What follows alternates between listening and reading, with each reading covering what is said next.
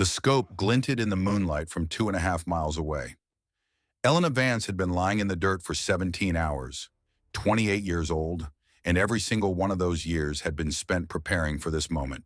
Her body was stone, her breathing invisible, the kind of stillness that separated professionals from corpses. Below her position, three SUVs crawled across the New Mexico wasteland like black beetles searching for prey. Headlights cut through the darkness like surgical blades, illuminating nothing but dust and the skeletal remains of America's Cold War ambitions. She knew those vehicles. She knew the men inside them, her team, her brothers, the men who had worn black armbands for 3 years because they believed she was dead. Elena pressed her eye closer to the scope of her Macmillan TAC-50, the rifle that had become an extension of her soul during countless operations across 4 continents. The weapon was a beast, 50 caliber, effective range of nearly 2 miles. In the right hands, it could reach out and touch someone from distances that defied comprehension. Her hands were the right hands. Through the magnified lens, she watched Senior Chief Marcus Cole step out of the lead truck. 42 years old, salt and pepper threading through his close-cropped dark hair. A leader who carried his losses like scars carved into his flesh. Even from this distance, she could see the weight in his shoulders, the careful way he moved, like a man who had learned that the world could collapse without warning. He wore 2 sets of dog tags around his neck. One was his own, the other had belonged to her. Elena's finger traced the trigger guard without pulling, just remembering the weight, just feeling the familiar curve of metal against skin. 3 years since she had last seen that face. 3 years since she had heard him call her name as a building swallowed her whole in Albuquerque. 3 years of him visiting an empty grave, leaving flowers for a ghost, carrying her tags against his heart like a penance he could never complete. The silver cross at her throat felt heavier than usual tonight, her father's crucifix. Victor Vance had worn it every day of his adult life, through 15 years of deep cover operations inside the KGB, through the desperate flight back to America with evidence that would expose traitors at the highest levels of government, through the final moments when a Russian bullet ended his mission and his life. Elena had been 4 years old when they killed him. She didn't remember his face. Not really, just fragments. The smell of his cologne, the roughness of his stubble against her cheek when he kissed her goodbye, the sound of his voice speaking words she was too young to understand. But Colonel Garrett Holden remembered everything. Holden had been her father's best friend, his partner in operations that remain classified to this day. And when Victor Vance died with secrets that powerful men would kill to protect, Holden had made a promise over his friend's grave. He would raise Victor's daughter. He would train her. He would help her finish what her father started. Now, more than 2 decades later, Elena Vance was the deadliest sniper in naval special warfare history, and tonight, she was going to prove that ghosts could kill. The team moved toward the abandoned missile silo complex with tactical precision. 8 operators in a tight diamond formation. Professional, efficient, exactly how she had trained them before Albuquerque turned her into a memory and a cautionary tale. But they were walking into a trap. Elena shifted her position.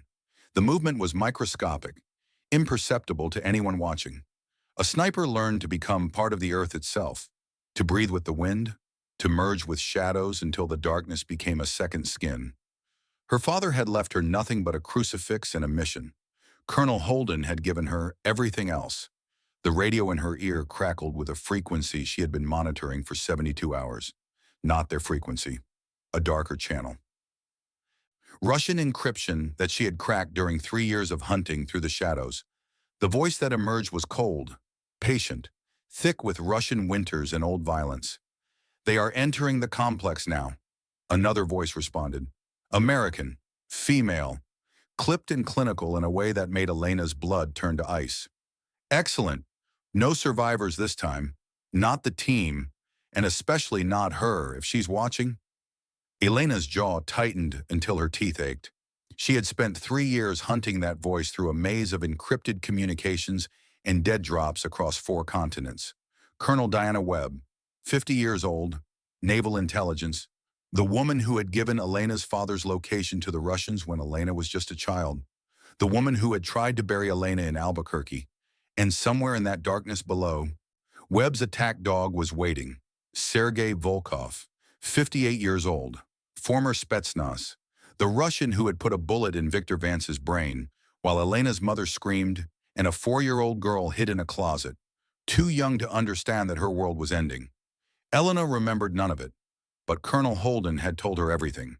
Every detail, every name, every face that needed to answer for what they had done.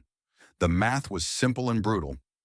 8 operators below, at least 18 hostiles waiting in the darkness, a mission based on intelligence that didn't exist, fabricated specifically to draw her team into a kill zone.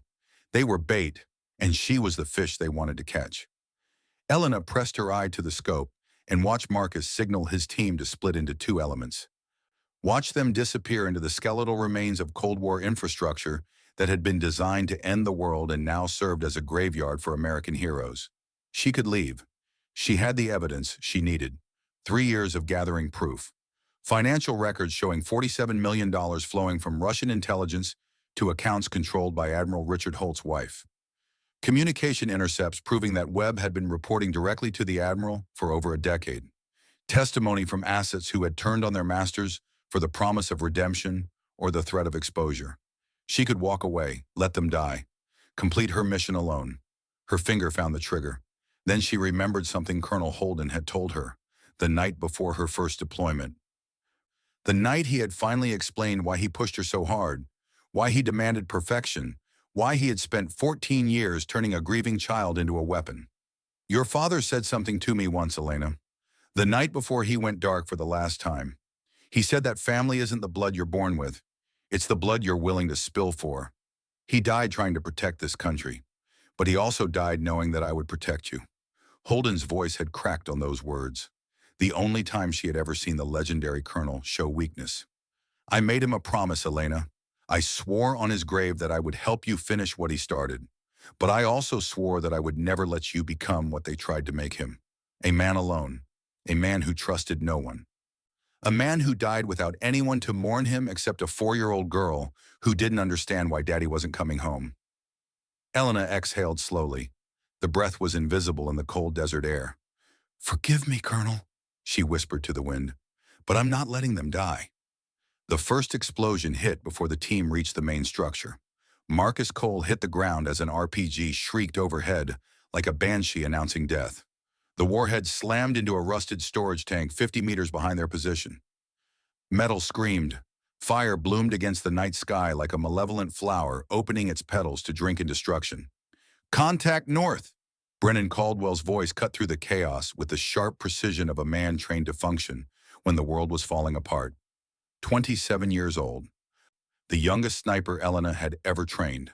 Sharp as broken glass and twice as dangerous when cornered. He was already moving, finding cover behind a concrete barrier that had probably been poured during the Eisenhower administration, bringing his rifle up with the fluid grace of someone who had practiced the motion 10,000 times until it became as natural as breathing. Wire, I need comms. Marcus rolled behind a concrete barrier, his eyes scanning the darkness for threats while his hands automatically checked his weapon. Magazine seated, round chambered, safety off. The choreography of survival that separated operators from statistics. Colton Wire Barrett was already working. His fingers flew across the communication array strapped to his vest with the desperate speed of a man who understood that silence meant death. 28 years old, a tech genius who could crack encryption faster than most men could tie their boots. All frequencies jammed, Senior Chief. His voice carried controlled panic. Someone doesn't want us talking to anyone outside this facility. Another explosion. Closer this time. The shock waves sent dust cascading from the structures around them, like tears from a dying building. Marcus could taste cordite in fear on his tongue, the familiar flavors of combat that never got easier, no matter how many times you tasted them. He touched the dog tags beneath his body armor. 2 sets, his own, worn smooth by years of service, and the ones he had worn every day for 3 years, the ones that belonged to a woman who had taught them all what it meant to be a SEAL, who had shown them that death could be delivered with surgical precision from distances that seemed impossible, who had died in Albuquerque because he hadn't been fast enough, strong enough, good enough to save her. Elena Vance, Phantom, The woman whose memory haunted his dreams and whose absence left a hole in his team that nothing could fill. Consolidate on my position. His voice carried command even through the gunfire. The authority of a man who had led operators through hell and brought most of them back. Caldwell, I need eyes on those shooters. Brennan was already scanning. His rifle swept across the darkness like a predator searching for prey, hunting for muzzle flashes, searching for the heat signatures that betrayed living targets in the cold desert night. His hands weren't shaking. They had been shaking for 3 years. Ever since the night he froze, the night his hesitation cost them everything, the night he watched a building collapse on the best sniper he had ever known, and did nothing because his fingers wouldn't obey his brain. But tonight something was different. Tonight the ghosts felt closer than usual. Senior Chief, I count at least 15 hostiles. They've got us in a crossfire. East and west positions, elevated, professional spacing. He paused, processing tactical data with the computer-like efficiency that made him valuable despite his youth. This isn't random, sir. This is a planned ambush. Doc, casualties? Preston Shaw materialized at Marcus's elbow like a shadow given flesh.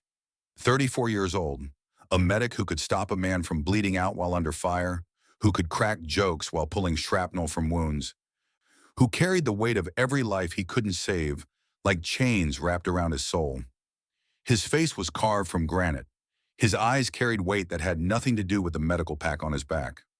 Wire took shrapnel to the leg, superficial. He can move but not fast.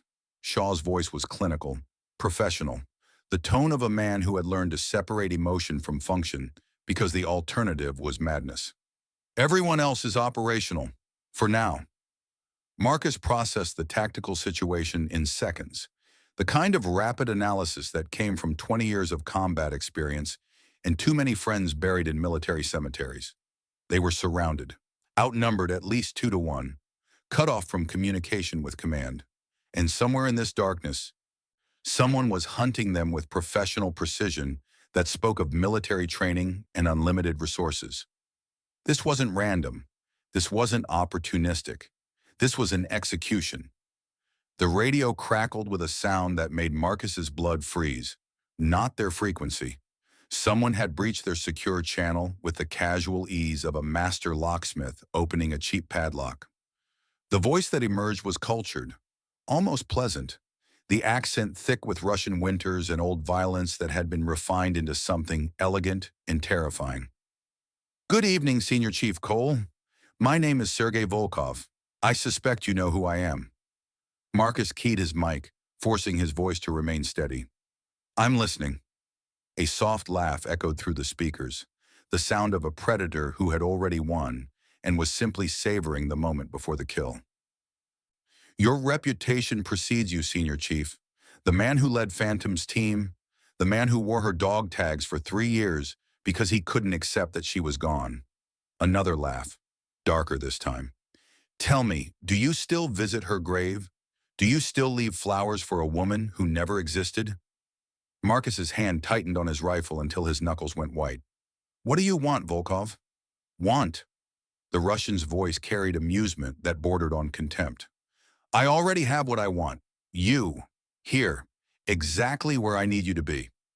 Another burst of automatic fire stitched across the concrete above their heads. Marcus pulled back, felt the sting of concrete dust in his eyes, tasted blood where a chip had opened his cheek. Let me tell you a story, Senior Chief. 3 years ago, your team lost someone, a woman, a sniper. The best I have ever encountered in 40 years of this work. Volkov's voice carried something that might have been respect. She had a name that suited her perfectly. Phantom. Marcus's hand found the dog tags against his chest, squeezed them until the metal edges bit into his palm. She killed my brother, you see? 5 years before Albuquerque, a single shot from 800 meters in a dust storm. Impossible conditions. Impossible shot. But she made it anyway, because she was extraordinary. Brennan's rifle dipped. His breathing accelerated. The panic that had lived in his chest for 3 years was clawing its way back to the surface, reminding him of failures he could never escape. And now she is dead, Volkov continued. Just as you will be dead before sunrise. But I want you to understand something, Cole. I want you to die knowing that everything that happened to her, everything that is happening to you tonight, was all connected. The words hung in the air like poison gas. Your phantom did not die in a random operation. She was sacrificed, eliminated because she was getting too close to secrets that powerful men would kill to protect. And the same people who ordered her death sent you here tonight to join her. The radio went silent. Marcus looked at his team, saw the recognition in their eyes, the understanding that they had walked into a trap designed years ago by enemies they never knew existed. Senior Chief, Preston Shaw's voice was barely audible above the gunfire. There's something I never told you about Albuquerque, about that night. But before he could continue, the building to their east erupted in a fresh wave of gunfire. Muzzle flashes strobed through shattered windows like lightning from a storm that wanted them dead. Contact east, multiple hostiles. Brennan opened fire, his training overriding the fear, his muscle memory taking control when his conscious mind wanted to freeze. The rifle bucked against his shoulder in controlled bursts. Each trigger pull a small victory against the terror threatening to consume him. Senior Chief, we need to move. They're pushing from the east, trying to flank us. Marcus made a decision, the kind of split-second choice that separated leaders from followers, survivors from casualties. Fall back to the processing building, leapfrog pattern. Caldwell, you're on point. Shaw, keep wire moving. Everyone else, suppressing fire on my mark. They moved like water through stone, each man covering the next, smooth. Professional. The choreography of violence that came from years of training together, bleeding together, learning to trust each other with their lives. But they were bleeding time with every step. And somewhere in the darkness, Volkov was smiling. 2.5 miles away, Elena Vance watched through her scope as her team fought for every meter of ground. She had counted the hostiles the moment the ambush began. 18 professionals, well-armed, moving with coordination that spoke of military training and recent combat experience. Volkov had brought his best operators, men who had learned their trade in Chechnya and Syria, and a dozen other hellholes where the rules of engagement were written in blood. Her crosshairs settled on a figure moving to flank Brennan's position, 300 meters from the young sniper. Elevated on a rusted catwalk that provided excellent sight lines into the kill zone below. She could see the enemy sniper setting up, adjusting his rifle, taking his time because he believed he had all the time in the world. In 4 seconds, maybe 5, he would have a clear line on Brennan's head. The young operator would never see it coming. He would simply cease to exist. Elena's breathing slowed to something that barely registered as biological function. Her heart rate dropped into the 40s. The world compressed to a single point of focus that excluded everything except the target, the wind, and the bullet that would bridge the impossible distance between them. She felt the wind, steady 15 knots from the northwest with occasional gusts that would push a bullet off course by inches at this range. She calculated the drop.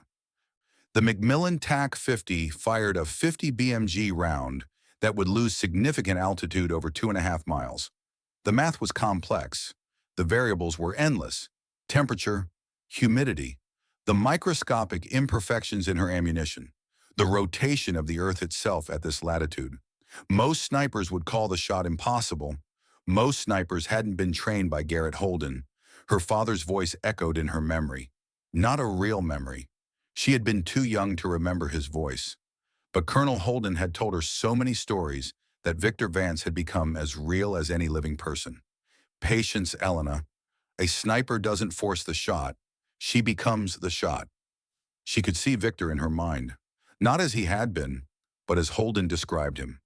Standing in a Ukrainian forest during the Cold War, teaching a young American operative the art of precision death while pretending to be a loyal KGB officer.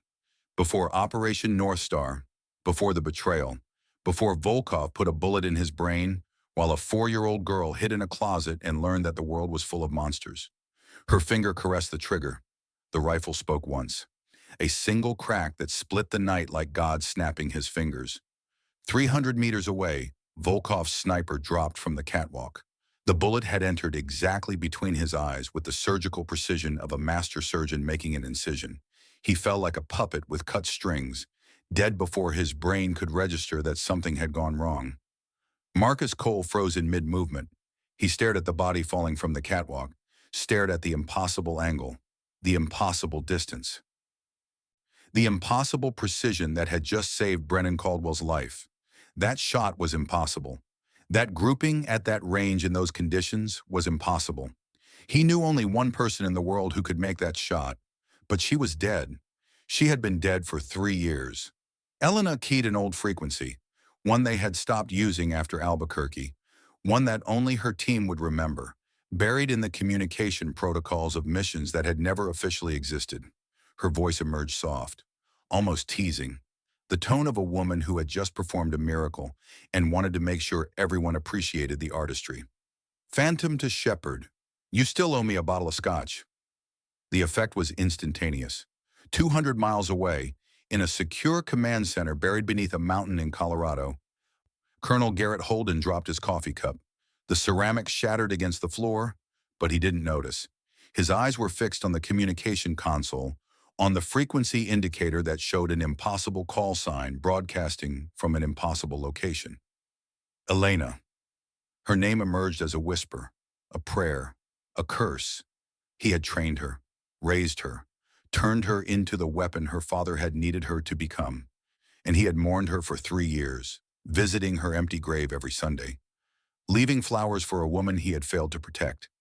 But he had never stopped believing, never stopped hoping, never stopped monitoring the old frequencies just in case. Shepard to Phantom, his voice cracked on the words. 62 years of iron discipline crumbling in the face of resurrection. Is that really you, kid?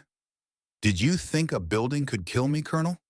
Her voice carried warmth that 3 years of isolation hadn't destroyed. You trained me better than that. Holden laughed. The sound was wet with tears he refused to acknowledge. I trained you to check in with your commanding officer when you're not dead, you stubborn girl. I had reasons. You'd better have damn good ones. The best. But we can discuss my insubordination later. Her voice shifted. Professional. Focused. The tone of an operator who was in the middle of a firefight and didn't have time for emotions. Right now, I need you to coordinate extraction for my team. They're pinned down in a kill zone, outnumbered and outgunned. 18 hostiles military training, led by Sergei Volkov. The name hit Holden like a physical blow. Volkov. The man who had killed Victor Vance.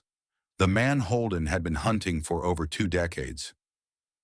Elena. His voice carried warning. Don't do anything stupid. Too late, Colonel. I've been doing stupid things for 3 years. Another shot echoed through the radio. Another hostile down. But tonight, I'm going to finish what my father started, and I'm not going to let my team die while I do it. In the kill zone below, Marcus Cole was on his knees. The dog tags around his neck suddenly weighed 1,000 pounds. 3 years of grief crashing over him like a tsunami, threatening to sweep away everything he thought he knew about the world. Phantom, his voice cracked on the word, the call sign he had whispered to an empty grave every Sunday for 3 years. Is that really you? In the flesh, Senior Chief. Well, mostly flesh. Some of it's scar tissue now. Brennan Caldwell dropped his rifle. His hands came up to his face. The shaking that had plagued him for 3 years suddenly stopped, replaced by something he barely recognized. Hope. Preston Shaw closed his eyes. 3 years of guilt crashing over him like waves against a shore. 3 years of carrying a secret that had eaten at his soul every single day. Colton Barrett laughed, a single disbelieving sound that bordered on hysteria. I'm hallucinating. That's the only explanation. I took shrapnel to the head and I'm hallucinating. You're not hallucinating, Wire. Elena's voice carried the dry humor they had all missed for 3 years. Although I appreciate the compliment. Now stop gawking and start moving. Questions later. Survival now. Another shot. Another body. A hostile trying to advance on their position went down with mechanical precision. Move to grid Echo 7. There's a processing building with defensible walls and good sight lines. I'll cover your movement. They moved, not because they understood, not because it made sense, but because that voice was a rope thrown to drowning men, a light in darkness that had seemed endless, a promise that some prayers were actually answered, even if the answer came 3 years late. Elena worked systematically from her position. Each shot was a prayer. Each kill was a promise kept. She had spent 3 years in darkness, 3 years believing they might be dead while she hunted alone through the shadows. 3 years carrying their voices in her head as she tracked the people who had destroyed her family and tried to destroy her team. And now she was saving them, the way they had tried to save her in Albuquerque, the way her father had tried to save his country before they silenced him forever. The processing building was a skeleton of rusted metal and shattered concrete, Cold War architecture designed to survive nuclear war, now barely surviving the weight of its own decay.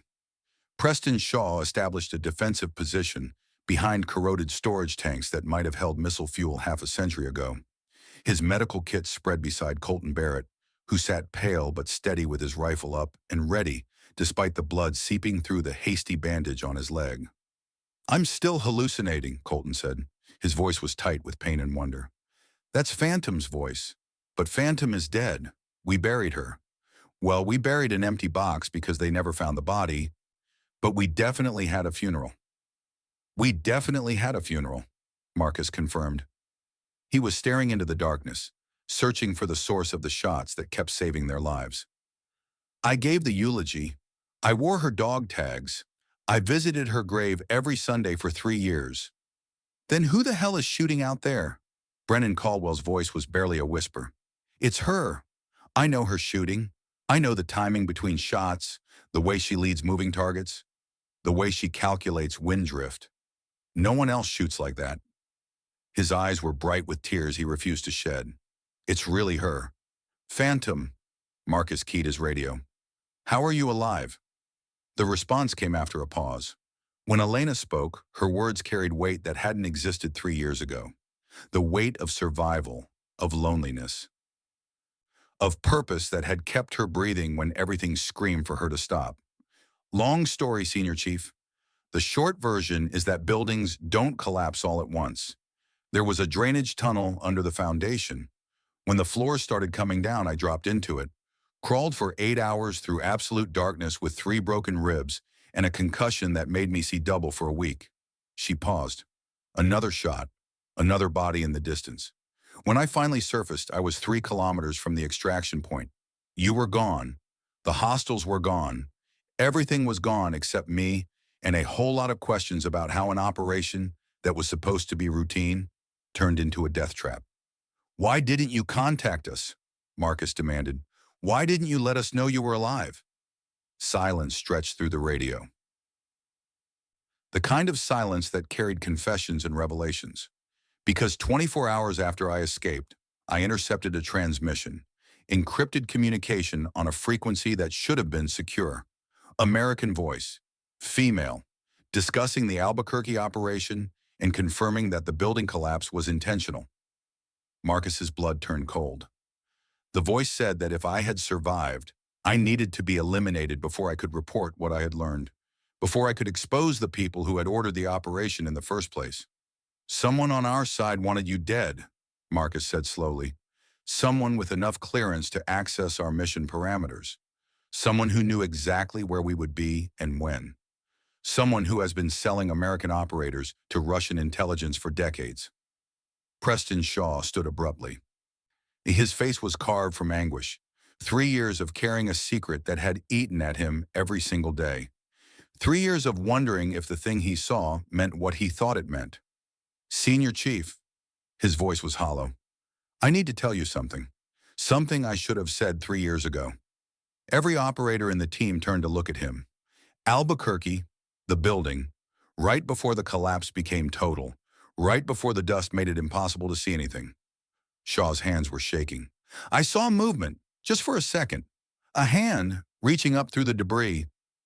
Brennan surged forward, his face twisted with emotions that had been buried for 3 years. "You saw her alive? You saw her alive and you said nothing?"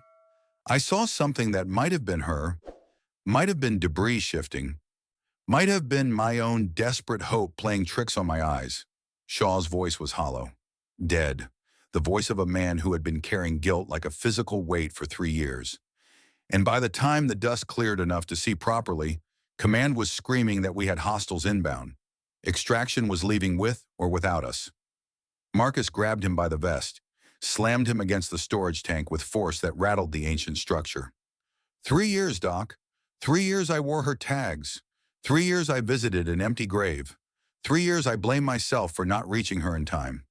And what would you have done? Shaw didn't resist, didn't fight back, just accepted the punishment he felt he deserved. If I had told you I saw movement, you would have gone back. You would have died in that rubble looking for someone who might not have been there. I made a choice. I chose to save the men I knew were alive over the woman I thought was already dead. He met Marcus's eyes. Let him see the devastation that the decision had caused. I've hated myself every single day since. I've dreamed about that moment every single night. I've wondered 1,000 times if I made the wrong call, if I condemned her to die alone because I was too afraid to take the risk. Elena's voice cut through the tension like a blade through flesh. You made the right call, Doc. Everyone froze. You saved 7 lives that night. 7 operators who went home to their families because you made an impossible decision under impossible circumstances. Her tone carried absolution that Shaw had never allowed himself. That's exactly what I would have ordered you to do. We don't trade certain lives for uncertain ghosts. That's the first thing Colonel Holden taught me. Shaw sagged against the tank, 3 years of weight beginning to lift from shoulders that had carried it for so long. I'm sorry, Phantom. I'm so sorry. Don't be sorry, Doc. Be ready. Her voice shifted again. Professional, focused. A commander giving orders to troops who needed direction. We have 18 hostiles out there, and I've only dropped 6. Volkov is still in play, along with his handler, and in about 15 minutes, I'm going to stop shooting and start hunting.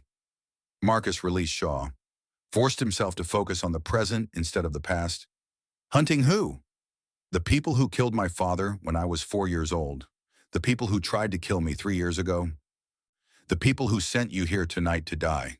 Her words carried steel that could cut through bone. Admiral Richard Holt, Colonel Diana Webb, Sergei Volkov. Tonight they answer for everything. She paused. But first I need you to hold this position while wire breaks through the jamming. When you get comms back, call Colonel Holden for extraction. He's monitoring from NORAD. Holden! Marcus recognized the name. The legendary SEAL commander who had retired years ago. The man who had trained Elena Vance before she joined the teams. He knows you're alive? He does now, and he's not happy about the 3 years of radio silence. A hint of humor crept into her voice. I'm probably going to be running laps until I'm 60 when this is over. Despite everything, Marcus smiled. I'll join you. After I finish yelling at you for making me mourn an empty grave. Deal. Her voice softened, just for a moment. It's good to hear your voice, Marcus. All of you. I spent 3 years wondering if you were dead. Wondering if Albuquerque was my fault. Wondering if my ghost had become your curse.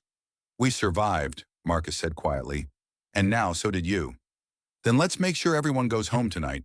Her voice hardened again. Wire, how long until you break through that jamming? Colton Barrett was already working, his fingers flying across equipment with renewed purpose.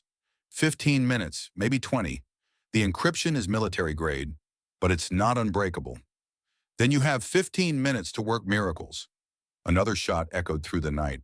Another hostile down. I've got a Russian to kill and a conspiracy to unravel. Try not to die while I'm gone. Marcus touched his radio. Elena. Yes? Don't go alone. Let me come with you. A pause. Then softer than before. I've been alone for 3 years, Marcus. I'm very good at it now. I spent 3 years thinking you were dead. I'm done trusting my assumptions. His voice carried something that surprised even him. Vulnerability. The kind he never showed to anyone, especially not in the middle of combat. Come back to us, Phantom. That's an order. Another pause. Longer this time. I'll be careful, I promise. Her voice carried warmth that 3 years of isolation hadn't destroyed. And when this is over, you owe me a drink. You've been borrowing my dog tags for 3 years, Senior Chief. That's at least worth a bottle of the good stuff. Deal. The radio went silent.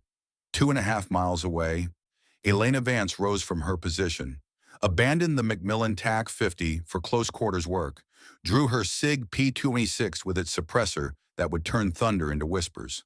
Below her, the abandoned missile complex waited. And somewhere in its depths, the man who had murdered her father was about to learn that ghosts could be very, very dangerous. She gripped the worn metal of Victor's cross one final time. "I'm coming, Papa," she whispered to the wind. "Your war ends tonight." Then she moved down the hillside like smoke, like shadow, like death itself. Behind her, her team held the line. Ahead of her, her past waited with patient malice. And somewhere in between, the truth that had cost Victor Vance his life was finally going to surface, just like he had promised it would, with his dying breath, so many years ago. The tunnel smelled of rust and decades of abandonment. Elena moved through the absolute darkness with her pistol extended, the suppressor making the weapon front-heavy in a way that had become familiar during 3 years of hunting through shadows. She compensated automatically. Muscle memory from 1,000 operations in 1,000 forgotten places where the rules of engagement were written in blood and the only law was survival.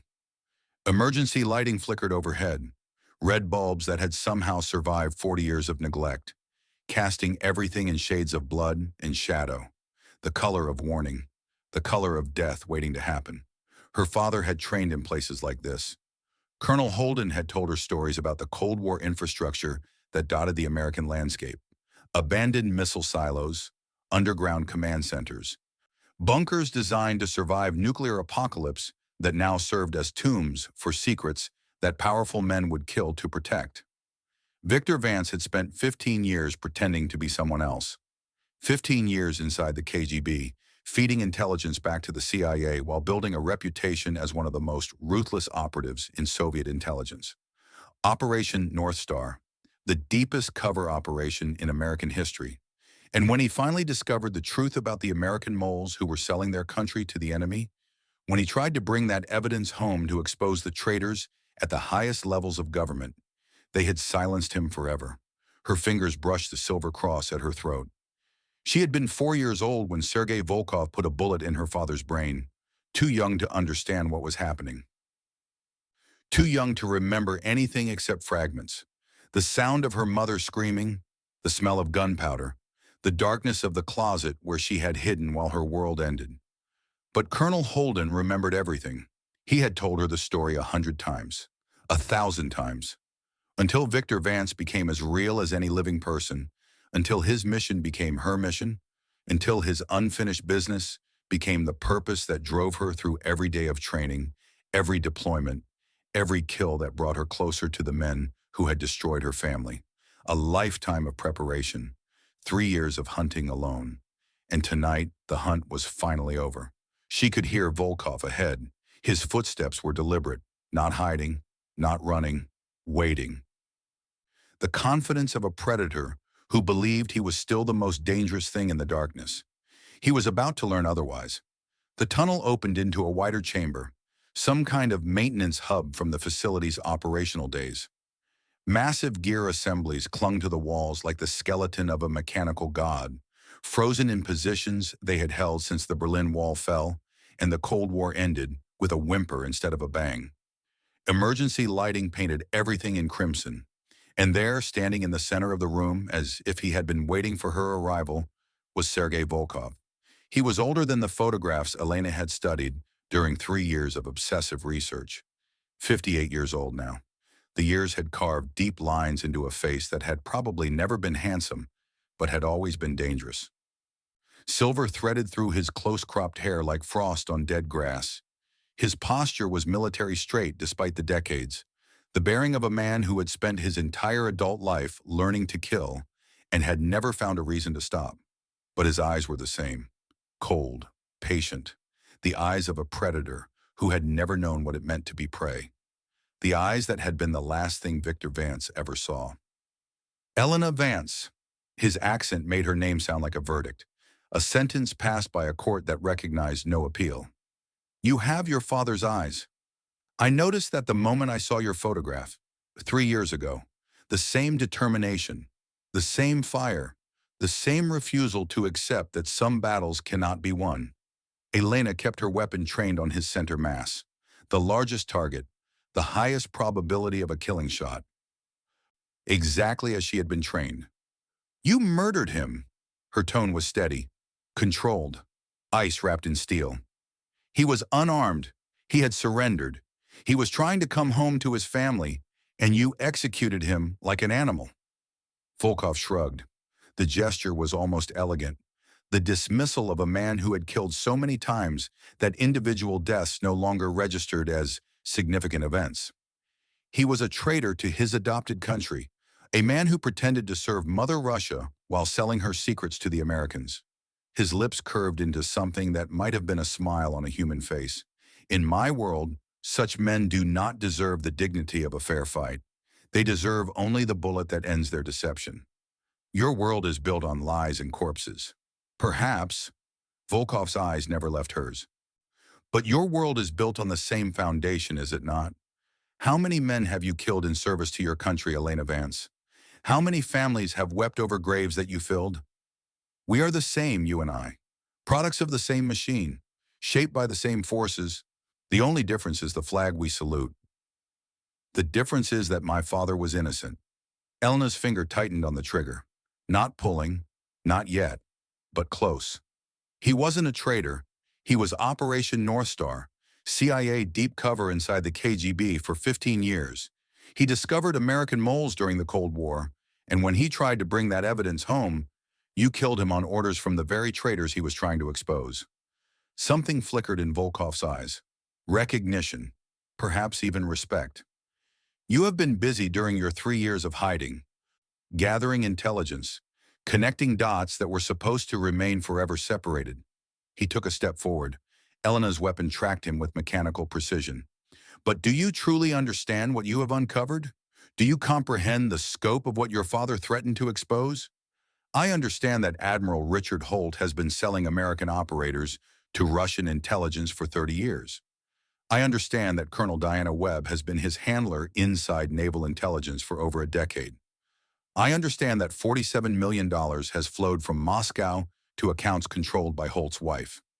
Elena's voice hardened. And I understand that you're going to testify to all of it, or you're going to die in this room. Volkov laughed. The sound echoed through the chamber like something that had crawled out of a grave. Testify? You think this ends with testimony?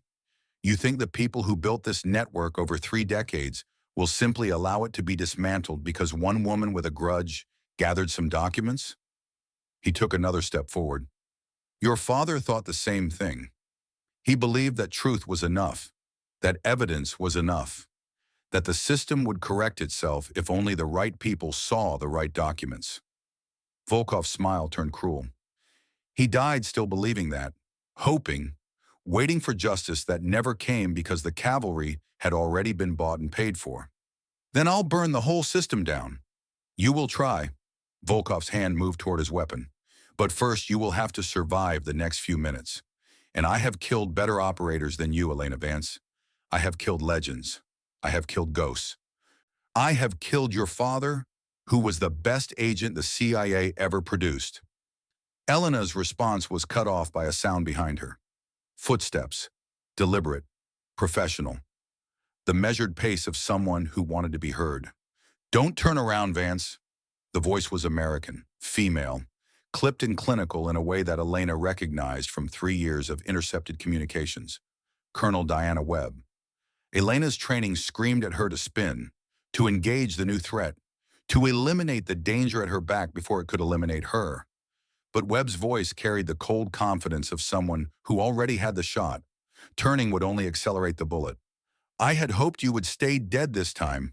Webb's footsteps grew closer. Albuquerque was supposed to be the end of the Vance bloodline. The building was rigged to collapse. The timing was perfect. And yet here you are, 3 years later, still causing problems. You killed my father. Elena's words were flat, emotionless, conserving energy for what came next. You gave his location to Volkov. You signed his death warrant. I eliminated a threat to national security. Webb moved into Elena's peripheral vision. 50 years old, gray hair cut military short, a face that had probably been attractive once, before decades of betrayal had carved it into something hard and merciless. She held a pistol in a steady two-handed grip, aimed directly at Elena's head. Your father was going to expose me. 20 years of work, 20 years of building relationships and gathering intelligence and positioning myself at the heart of American Special Operations. He was going to burn it all down with a single debriefing. Because you're a traitor. Because I'm a realist. Webb's voice carried conviction that bordered on zealotry. The Cold War never ended, Vance. It just went underground. And the people who understand that, the people who are willing to make hard choices, are the only ones keeping this country from destroying itself through idealistic stupidity. You sold American operators to the Russians. 15 men dead because you gave away their positions. 15 families destroyed. Acceptable losses in a larger strategy. Webb moved closer. Her weapon never wavered. Your father didn't understand that. He was too idealistic, too naive. He thought that exposing the truth would somehow make things better.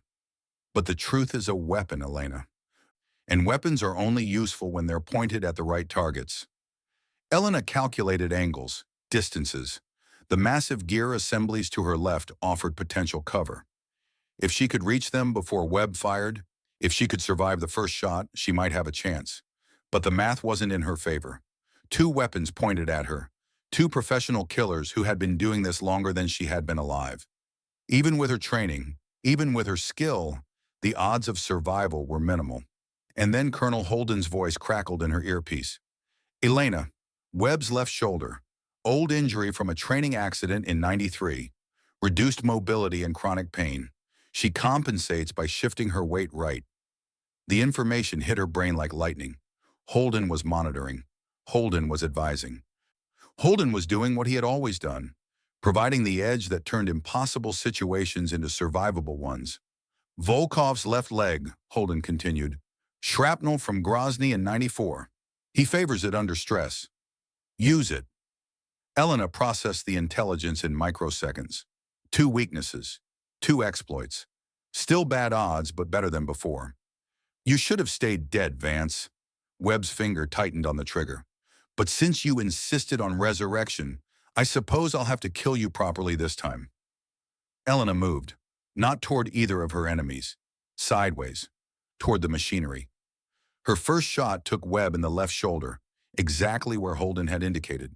The impact spun the colonel around, sent her pistol clattering across the concrete floor. Her second shot was aimed at Volkov, but the Russian was already moving. Decades of combat experience propelling him behind cover before her finger finished squeezing the trigger. The bullet sparked off rusted metal as he disappeared into the shadows. The chamber erupted into chaos. Elena dove behind a massive gear assembly as Volkov's return fire stitched across the concrete where she had been standing.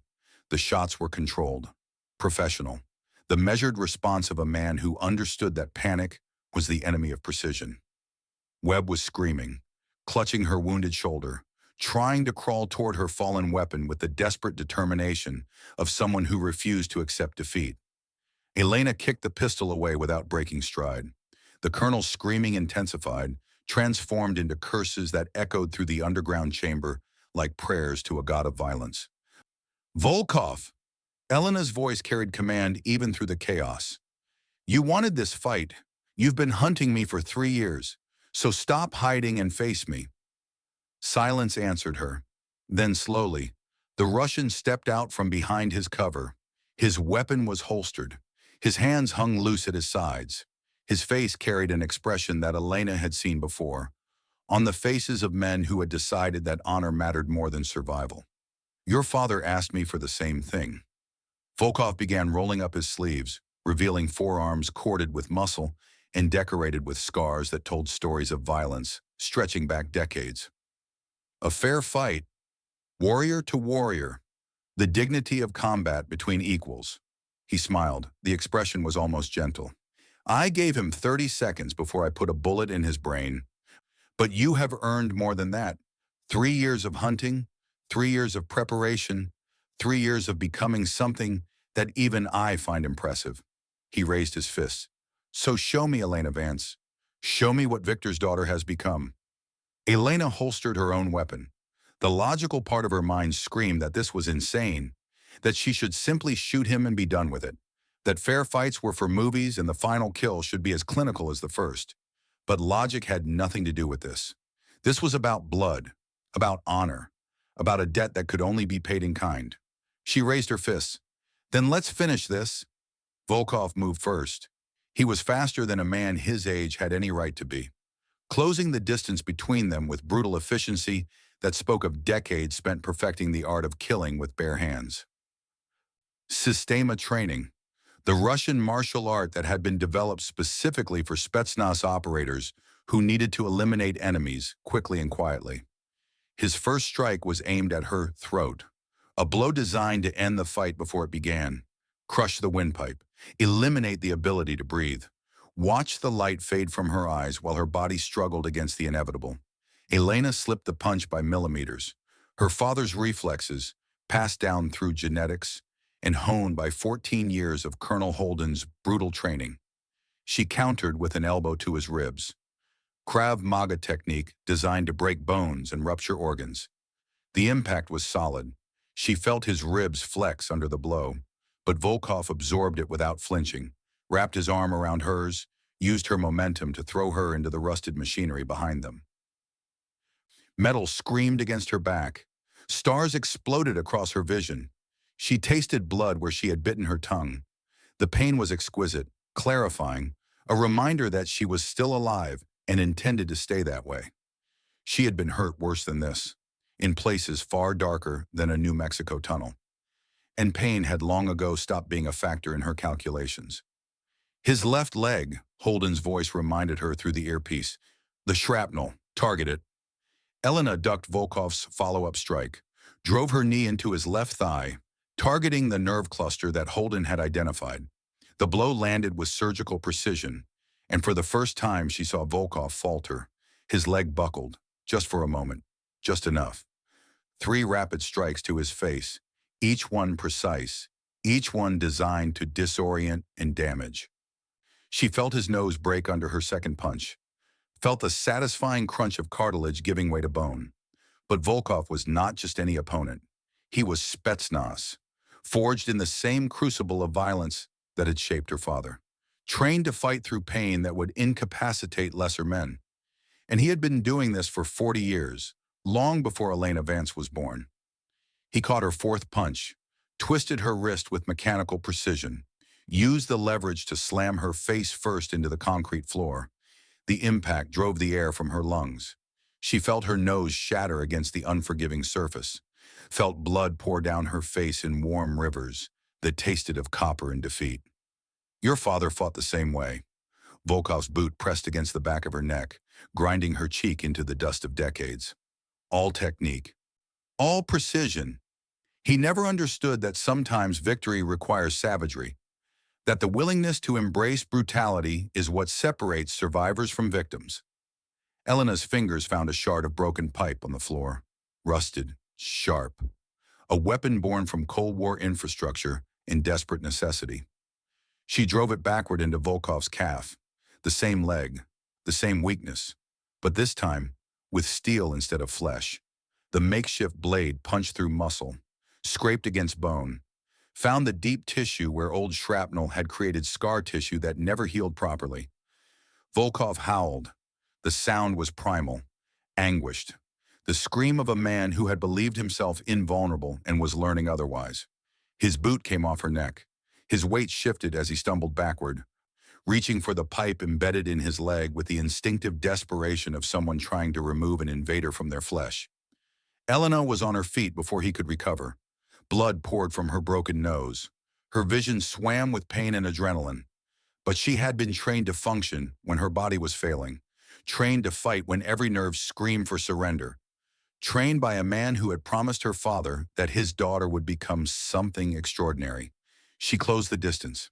Volkov pulled the pipe free with a grunt of agony, tried to use it as a weapon, but his leg wouldn't support his weight properly now.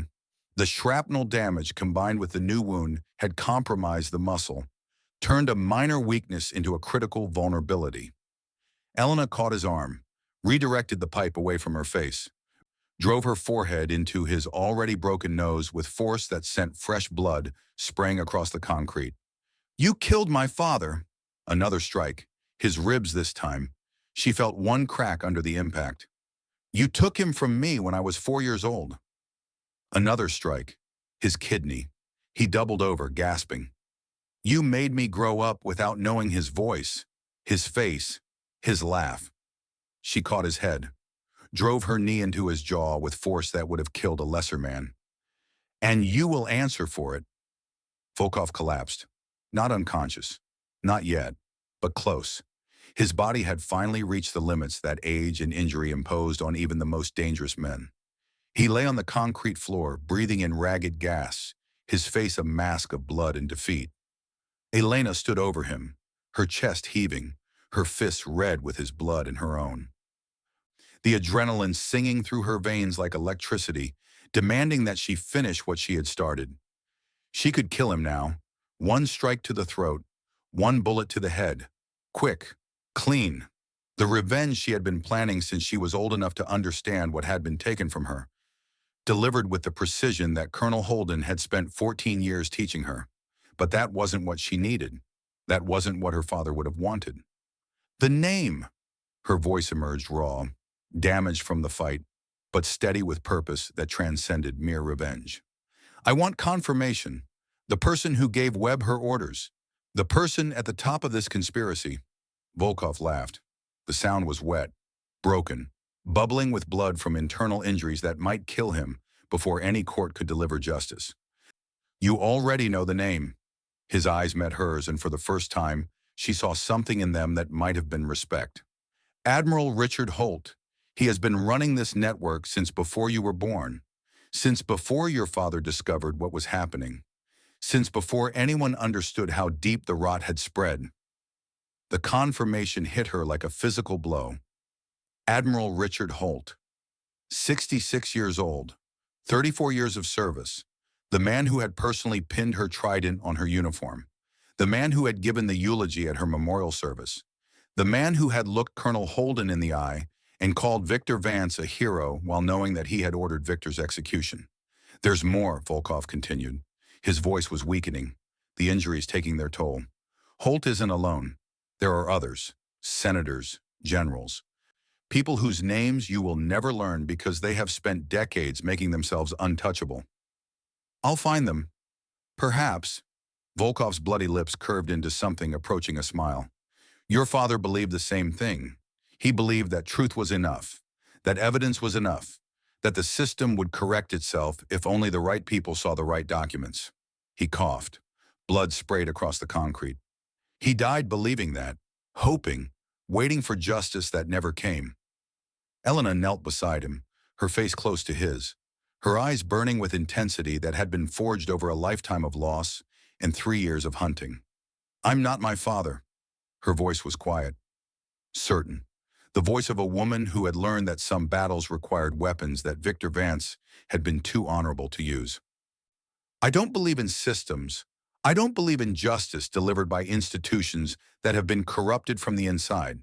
I believe in evidence, in exposure, in burning everything down until there's nothing left to hide behind." She stood. "You will testify against Holt, against Webb, against everyone whose name you know. And in return, I will let you live long enough to stand trial." Volkov stared at her for a long moment. The predator in him calculating odds, weighing options, searching for angles that might change the equation. Then slowly he nodded. "Your father said something to me before he died. Something I have never forgotten, even though I tried." Elena went still. "He said that the truth always surfaces, that no secret can stay buried forever, that one day, someone would come for the men who destroyed him." Volkov's eyes closed. "I thought he was just a dying man grasping at hope, saying words that meant nothing because he had nothing left." His voice faded to a whisper. "But here you are, so many years later, proving him right." Behind them, Colonel Diana Webb groaned, still alive, still clutching her wounded shoulder, still refusing to accept that her carefully constructed world was collapsing around her. Elena turned to face her. "Your turn." Webb's eyes were wild, desperate. the eyes of a cornered animal searching for any escape. You don't understand what you're doing. The network is too big, too powerful. Holt has friends at every level of government, senators who owe him favors, generals who served under him, intelligence directors who built their careers on his patronage. Her voice cracked with something that might have been fear. You can't bring this down. No one can. My father almost did. Elena walked toward her slowly, each step deliberate, measured. The approach of someone who had all the time in the world and intended to use it. He gathered the evidence. He documented the transactions. He identified the moles. And he was hours away from exposing everything when you gave his location to Volkov. She stopped directly in front of Webb. But he didn't have what I have. And what is that? Elena smiled. It was not a pleasant expression. 3 years of patience. 3 years of gathering every piece of evidence that my father collected, plus everything that has happened since. Financial records, communication intercepts, testimony from assets who turned on their masters when they realized the ship was sinking. She leaned closer. And most importantly, I have something my father never had. What? Nothing left to lose. The words hung in the air like a death sentence. My father had a family, a daughter who needed him, a life that he wanted to return to. Those things made him careful, made him cautious, made him vulnerable. Elena's words carried ice that could freeze blood. But you took all of that from me when I was 4 years old. You made me into something that my father never wanted me to become. A weapon with no off switch, a ghost with no reason to stay hidden. She straightened. Admiral Holt is going to prison. You are going to prison. Everyone whose name appears in my evidence is going to prison. And if the system fails, if the institutions prove too corrupt to deliver justice, then I will deliver it myself. One bullet at a time, one grave at a time, until there is no one left who remembers what you tried to build. A sound from the tunnel entrance. Elena spun, weapon drawn, ready to engage whatever new threat had arrived. Brennan Caldwell stepped into the flickering emergency light. His rifle was raised, his expression carved from granite, but his eyes carried something that hadn't been there 3 hours ago. Hope. Sorry I'm late, Phantom. He moved to secure Webb with zip ties, his movements efficient and professional. Senior Chief sent me to make sure you didn't do anything stupid. Elena lowered her weapon, allowed herself a small smile. I had it under control. Sure you did. Brennan looked at Volkov's beaten form. At the blood covering nearly every surface of the chamber, at the pipe shards still glistening with the Russian's blood, at Elena's obviously broken nose and the bruises already forming across her face. Completely under control. He finished securing Webb, then turned to face Elena directly. Can you walk? I can do more than walk. Elena wiped blood from her face. The gesture was futile. More blood immediately replaced what she had cleared. We have an extraction to catch. Wire broke through the jamming 7 minutes ago. Colonel Holden is coordinating pickup. She looked at Volkov, at Webb, at the evidence of conspiracy that had cost her father his life and stolen 3 years of her own. And after that, we bring down an admiral. The processing building was a war zone when Elena and Brennan emerged from the tunnels, dragging their prisoners behind them. Muzzle flashes lit the darkness in staccato bursts as Marcus and the remaining team members held off what was left of Volkov's forces from rapidly deteriorating cover positions. The hostiles had lost their leadership when Volkov fell, lost their coordination, lost their purpose, but desperate men with automatic weapons were still dangerous, and the ammunition was running low on both sides. Phantom is back. Preston Shaw spotted them first. His voice carried across the gunfire with the practiced projection of a combat medic who had learned to communicate over explosions and screaming. She's got Volkov and Webb. The announcement sent a visible ripple through the defenders. Colton Barrett let out a whoop despite the blood seeping through his bandaged leg. Even Marcus allowed himself a grim smile before returning his attention to the hostiles still pressing their assault. Extraction is 6 minutes out, Marcus called over the gunfire. Holden sent 2 Blackhawks with full security teams. Can you secure the prisoners? Elena shoved Volkov's semi-conscious form behind a concrete barrier. Zip-tied his wrist to a rusted pipe that had probably carried missile fuel half a century ago. Webb was already secured, her wounded shoulder rendering escape impossible even if she managed to free herself. "They're not going anywhere." Elena retrieved a rifle from a fallen hostile, moved to reinforce the eastern perimeter despite her injuries. The broken nose was already swelling, compromising her vision. Her ribs ached from impacts she didn't remember taking. Her knuckles were split and bleeding from the fight with Volkov. None of it mattered. "How many hostiles remaining?" "Best estimate, 8 to 10. Marcus ducked as another burst of fire stitched across his cover position.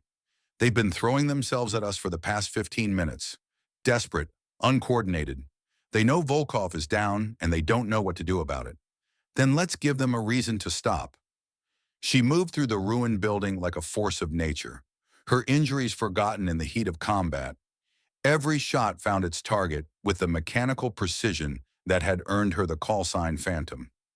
Every movement flowed into the next with the fluid grace of someone who had been fighting since before she could drive. The remaining hostiles began to falter. Their aggression bled away as they realized that the ghost they had been sent to kill was very much alive and very much angry. One by one, they broke, scattered into the darkness, chose survival over loyalty to a commander who could no longer protect them. Within minutes, the facility had gone quiet. The only sounds were the distant thrum of approaching helicopters and the ragged breathing of operators who had survived another impossible night. "That's our ride," Colton announced. His fingers were still working his communication equipment, despite the blood seeping through Shaw's hasty bandage work. "2 Blackhawks, ETA 3 minutes. Colonel Holden is on the lead bird." Elena looked up at the sky, saw the navigation lights blinking against the pre-dawn darkness, felt something loosen in her chest that had been tight for 3 years. "Get the prisoners ready for transport." Marcus moved to her position. His expression was a mixture of exhaustion and relief, and something else. Something that looked suspiciously like awe. "You look terrible. You should see the other guy." Despite everything, he laughed. Then his face grew serious. "Volkov talked before you put him down. He confirmed everything?" "Admiral Richard Holt is the one running the network. Has been for 30 years. Her words were clinical, detached, the tone of someone who had processed the betrayal and emerged with nothing but cold determination. "And my father wasn't a traitor. He was Operation North Star, CIA deep cover inside the KGB for 15 years. He discovered the American moles and tried to bring the evidence home." She paused. "Holt had him killed to protect himself and everyone else in the network." Marcus's face went pale in the emergency lighting. "Holt, Admiral Richard Holt." He repeated the name like a curse. "I served under him for 3 years. He pinned my promotion on my chest. He gave a speech at your memorial. He looked me in the eye and told me what a hero you were. He also ordered my father's murder when I was 4 years old." Elena's voice was flat, clinical. "And he's been using Webb to feed intelligence to the Russians ever since. Every operation we've lost, every team that's gone dark in hostile territory, it all traces back to him." The implications crashed over Marcus like a wave. Admiral Holt wasn't just a commanding officer. He was a legend in the special operations community, a man whose name was synonymous with integrity and sacrifice. If he had been compromised all along, the damage to national security was incalculable. "How do we prove it?" Marcus asked quietly. "Even with Volkov and Webb in custody, Holt will deny everything. He's had 30 years to cover his tracks." Elena reached into her tactical vest, produced a small hard drive, battered, blood-stained, but intact.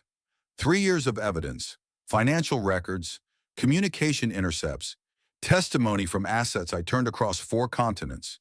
Everything points to a senior figure in Naval Special Warfare Command. She met his eyes. Let him see the certainty in her gaze. "Holt isn't alone. I have files on 14 other compromised officers, senators, generals, people who have been selling secrets for decades. But I needed Holt alive. I needed him to testify against the others, to bring down the entire network instead of just cutting off one head." Marcus stared at the hard drive, then at her face. "You've been carrying this the entire time." "I made copies, hidden in places Holt will never find. But this is the original, the complete file." She tucked the drive back into her vest.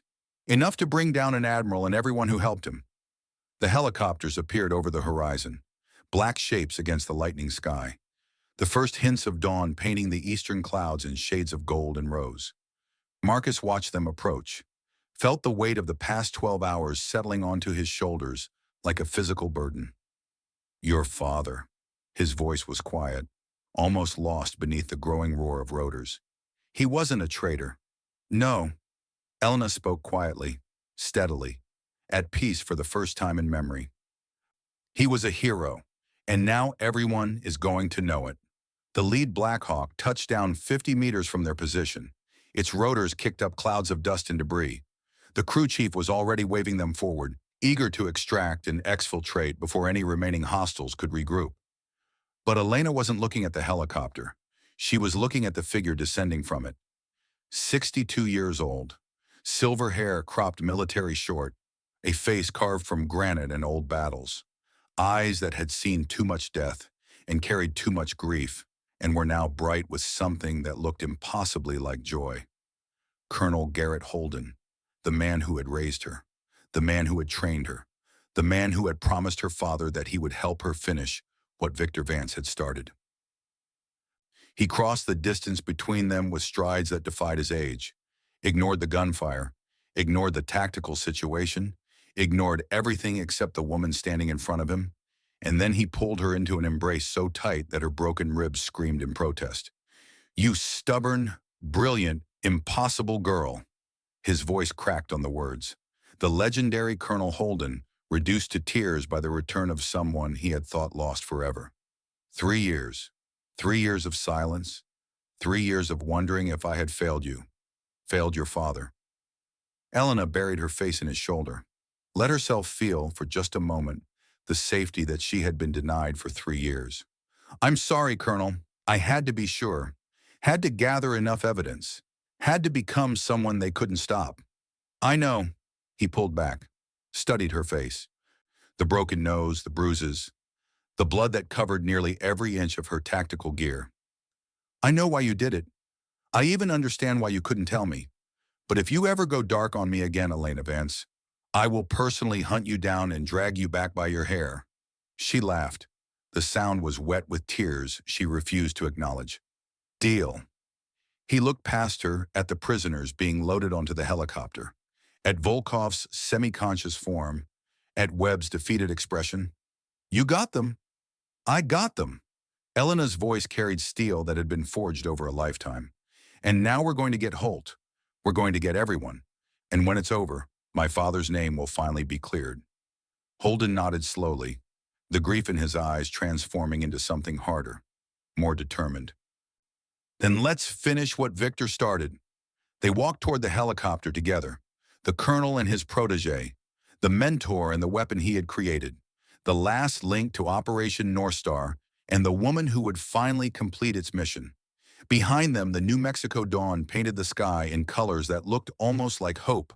Ahead of them, an admiral waited in Washington, and he had no idea what was coming. The military hospital in El Paso smelled of antiseptic and secrets.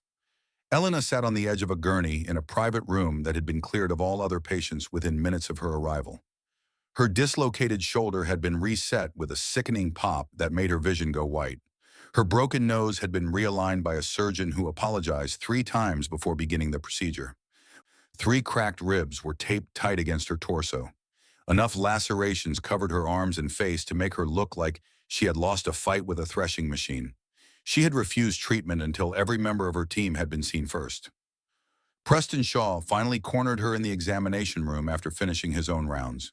His expression carried the particular brand of exasperation that medics reserve for patients who were also operators. Dislocated shoulder, broken nose, at least 3 cracked ribs, multiple lacerations requiring sutures. Probable concussion from the head trauma. He pointed to the gurney with the authority of a man who had patched up stubborn operators in combat zones across 4 continents. Sit down and let me work, or I will sedate you myself. She sat. While Shaw worked on the laceration above her eyebrow, Elena ran through the next steps in her mind. The tactical phase was over. The evidence phase was about to begin. And that phase required a different kind of precision than the kind delivered through rifle scopes. Admiral Richard Holt would already know that the New Mexico operation had failed. His sources inside the intelligence community would have informed him within hours. He would be scrambling to cover his tracks right now, destroying evidence, eliminating digital footprints, perhaps even preparing to eliminate human witnesses who could connect him to the conspiracy. They had maybe 48 hours before he succeeded, maybe less. The door opened and Colonel Holden entered. He had cleaned up since the extraction. Fresh uniform, silver hair combed back with military precision. But his eyes still carried the brightness that had appeared when he first saw Elena alive. He was accompanied by a woman Elena recognized from photographs, Dr. Sarah Mitchell, 45 years old, senior analyst with the Central Intelligence Agency. She had been investigating Holt for 18 months through channels so classified that even Elena's 3 years of intelligence gathering had only caught glimpses of her work. Chief Petty Officer Vance. Mitchell's voice was professional, measured, the tone of someone who had learned to control emotion in environments where emotion could get you killed. I've been looking forward to meeting you. Your evidence has filled gaps in our investigation that we thought would remain empty forever. Elena accepted the offered handshake, noted the calluses on Mitchell's palm, the slight bulge beneath her jacket that indicated a concealed weapon. Not just an analyst then, a field operative who had transitioned to intelligence work. What gaps? Mitchell pulled a tablet from her briefcase, began scrolling through documents with the practiced efficiency of someone who had memorized every page. We've had Admiral Holt under investigation for 18 months. Financial irregularities, communication patterns that suggested contact with foreign intelligence services. But we lack the direct connection, the smoking gun that proved he was actively collaborating with Russian assets rather than simply being careless with operational security. She looked up from the tablet. Your evidence provides that connection. The communication intercepts between Colonel Webb and Holt. The financial transfers traced directly to accounts he controlled. The testimony from Volkov confirming that Holt personally ordered operations targeting American assets. Volkov is talking? He's been talking for 3 hours. Holden's voice carried satisfaction that bordered on vindication. Started the moment we got him into a secure facility. Names, dates, operations. Everything he knows about the network that Holt has been running for 30 years. Elena felt something loosen in her chest, a tension that had been present for so long she had forgotten it existed. Why? Why is he cooperating? He mentioned something about your father. Mitchell's expression suggested she wasn't entirely sure how to interpret what she had heard. Something Victor Vance said before he died. Volkov keeps talking about it like it haunts him. The words hit Elena like a physical blow. Her father's final words, spoken to the man who had murdered him, remembered for over 2 decades by a killer who had dismissed them as the desperate hope of a dying man. And now those words were coming true. What about the scope of the network? Elena forced herself to focus on operational details rather than emotional resonance. Volkov mentioned other people, senators, generals, intelligence directors. Mitchell's face tightened. The scope is worse than we anticipated. Based on Volkov's testimony combined with your evidence, we're looking at 14 compromised officials across military and civilian government. Some have been active since the Cold War. Others were recruited more recently. All of them have been feeding intelligence to Russian handlers through cutouts that Holt established decades ago. $47 million. Elena remembered the number from her own research. That's what flowed through Holt's wife's accounts over 30 years. That's what we can trace, Mitchell corrected. The actual amount is probably much higher, hidden in shell companies and offshore accounts that will take years to fully unravel. We don't have years. Elena stood from the gurney despite Shaw's protest. We have hours, maybe a day at most before Holt realizes how much we know and starts destroying evidence, taking out witnesses, disappearing into whatever escape route he's prepared. Which is why we're moving now. Holden's voice carried command that had been forged over 4 decades of military service. I've been on the phone with contacts at the Pentagon for the past 3 hours. People I trust, people who owe me favors from operations that will remain classified until we're all dead. He met Elena's eyes. The tribunal convenes tomorrow morning. Military court. Closed session to protect classified information. Holt will be arrested tonight and transported to Washington for immediate proceedings. Elena processed the timeline. Fast. almost impossibly fast for military bureaucracy, but speed was essential. Every hour of delay gave Holt more time to prepare, more time to destroy, more time to escape. I need to see Volkov first. Her voice carried certainty that left no room for negotiation. Before the tribunal, before we move on Holt, there's something I need to hear from him directly. Holden studied her face. The determination that burned behind her eyes. The need that went beyond tactical requirements. I'll make the arrangements. The holding facility was cold and gray. Concrete walls, steel doors, fluorescent lights that hummed with a frequency designed to wear down resistance. The kind of place built to remind prisoners that hope was a luxury they could no longer afford. Sergei Volkov sat in an interrogation room at the end of a long corridor. His injuries had been treated. His face was still swollen from their fight. Bruises mottled his skin in shades of purple and yellow. But his eyes were clear when Elena entered, alert, waiting, as if he had known she would come. I wondered if you would visit. His voice was rough, damaged from the chokehold that had nearly killed him. I assumed you would prefer to watch from a distance. Let the system deliver whatever justice it sees fit. Elena sat across from him. The table between them was bolted to the floor. His wrists were shackled to a ring in its center. Security precautions for a man who had killed more people than most soldiers saw in a lifetime of combat. The system failed my father. I don't trust it to succeed with you. Volkov studied her face, the bruises she still carried from their fight, the bandages visible beneath her uniform collar, the determination that burned behind her eyes like a fire that would never go out. You want something? I want the truth. Elena leaned forward. All of it. Every name you know. Every operation you ran. Every person who gave you orders or paid you money or helped you kill American operatives. I've been talking to your CIA friends for hours. They have everything. They have what you chose to give them. Elena's voice hardened. I want the rest. The things you held back. The secrets you thought you could trade for a better deal later. Volkov was silent for a long moment. Then slowly he nodded. Your father. The night I killed him. His voice dropped to something barely above a whisper. I told you he spoke before he died, but I didn't tell you everything. Elena went still. He knew he was dying, knew there was nothing he could do to stop it, but he wasn't afraid. He looked at me with those eyes, the same eyes you have, and he said something I've never been able to forget. Volkov's gaze grew distant, lost in a memory that had haunted him for over 2 decades. He said, tell my daughter the truth always surfaces. Tell her that no secret stays buried forever. Tell her that I loved her more than my own life, and that one day she will finish what I started.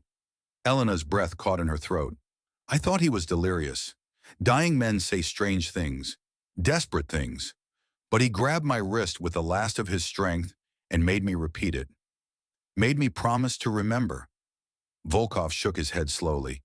I killed him 30 seconds later, and I've carried those words ever since. Why? Elena's voice was barely a whisper. Why remember? Why carry the last words of a man you murdered? Volkov met her eyes. Because he was right. The Russian's voice carried something that might have been respect, might have been regret. The truth did surface, you did come, and now here we are, exactly as he predicted. He leaned back in his chair as far as the shackles would allow. I will testify against Holt, against Webb, against everyone whose name I know. Not because your system deserves justice, not because I feel guilt for what I've done. His eyes never left hers. But because your father earned it, because he died with more courage than anyone I've ever killed, and because his daughter proved him right. Elena stood slowly. Thank you. The words felt strange in her mouth. Gratitude offered to the man who had murdered her father. But they were sincere. Volkov nodded once. Go destroy the Admiral, Elena Vance. Make your father proud. She left without looking back, but his words followed her through the cold corridors and into the morning light. The truth always surfaces, and today it finally would.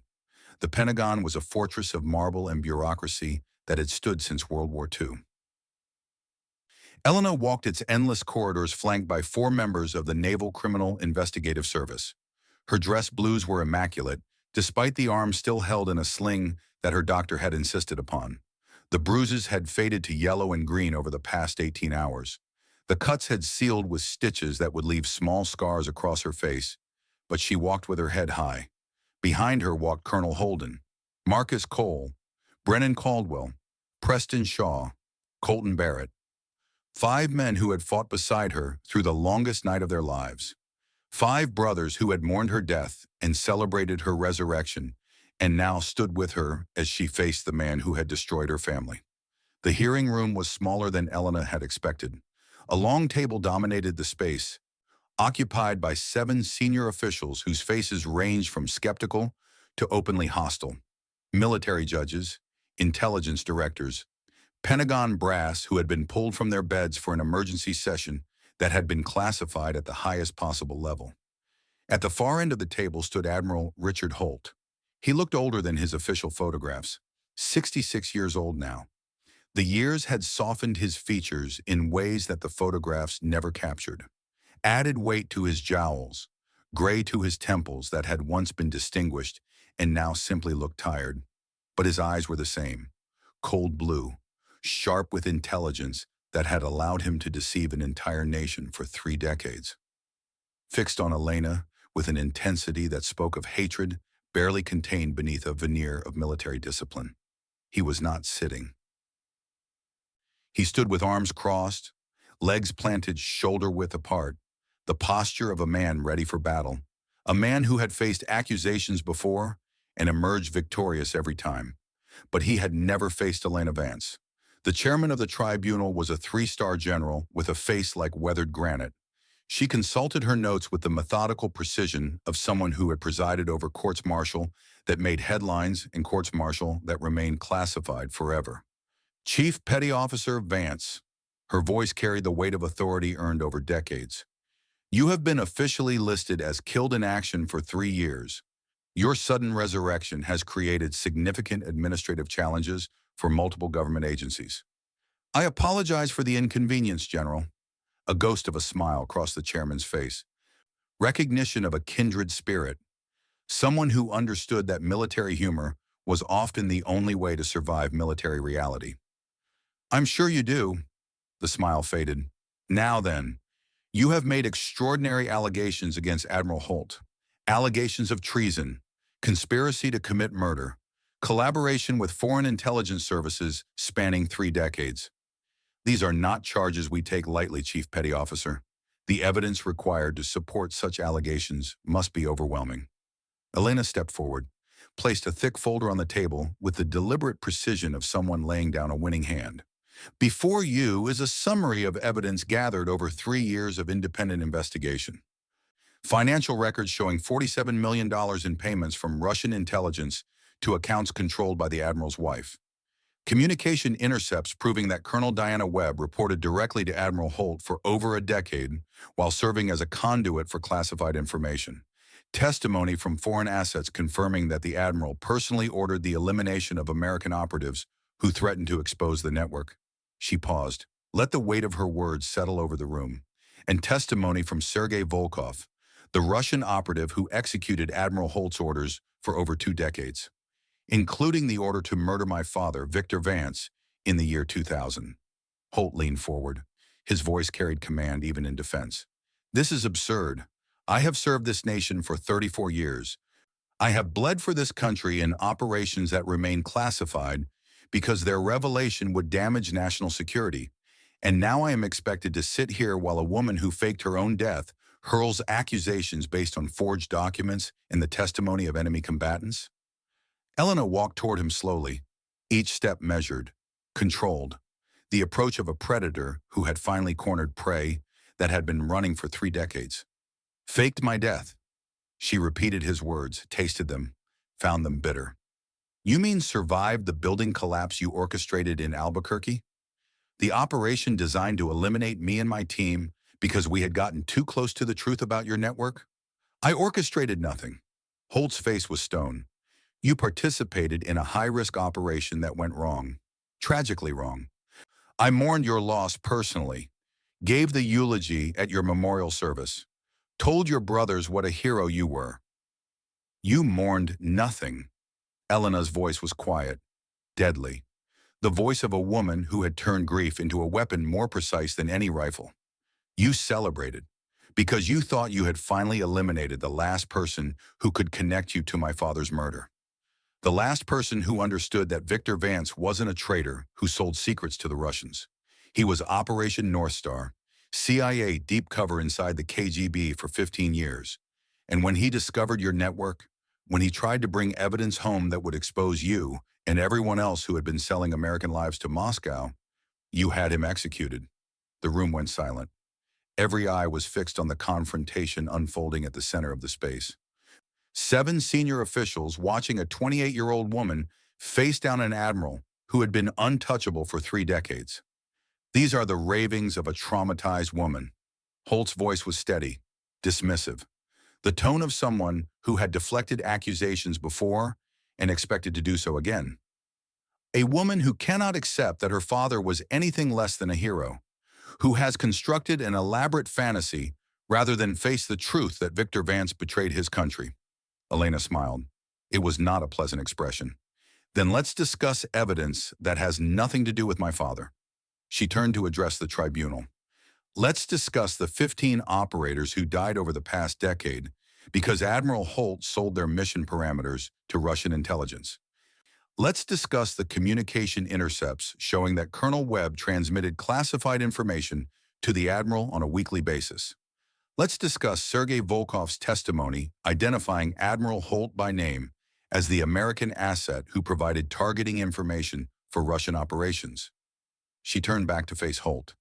Let's discuss the $47 million that flowed into your wife's accounts over 30 years. Money that you claim came from investments and inheritance. Money that actually came from Moscow as payment for American blood. Colonel Holden stepped forward, placed a second folder on the table. The mission to New Mexico was fabricated. No weapons cache existed. The intelligence was created specifically to draw Chief Vance out of hiding and eliminate the remaining members of her team as witnesses. His voice carried the authority of 4 decades of service.